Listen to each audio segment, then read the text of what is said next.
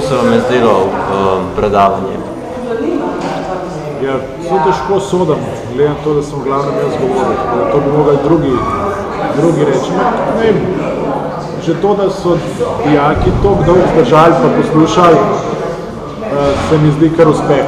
Upam, da jih je vsaj približno zanimivo. Konec koncev je fajn, da so oni postavljali vprašanja, verjetno tudi pravi s profesorjem, da so nekako vsaj približno sodelovali. Zgodil sem, da potem je bilo nekaj nepripravljenih vprašanj, kar je vedno dober znak, ker drugače že v tem času, ko pridemo toliko daleč, je že bolj gledanje na uro, pa kdaj bo že ta testar nekaj govoriti. Tako da bi rekel, da je bilo kar zanimivo.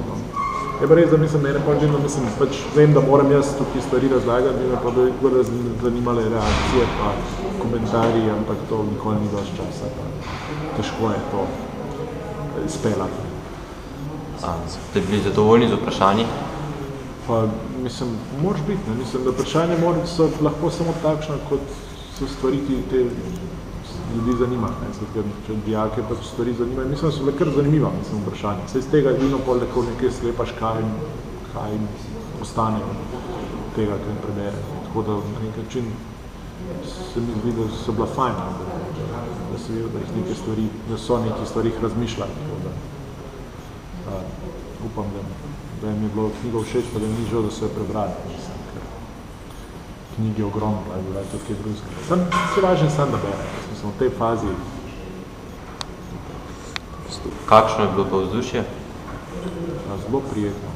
So bili kar mirni, s čem so Tršice grozile.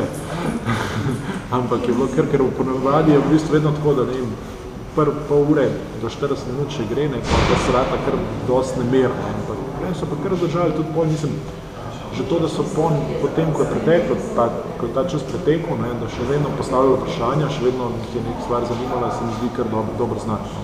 Ker drugače ne, mogoče pa pol ure še sodelujejo, pol je pa že bolj gledanje na uro, pa čekanje šolskega zvonca in da se stvar konča, vsaj po mojih izkušnjah. To se mi zdi, da s tem bi rekel, da je bilo izdušje kar pozitivno. Hvala.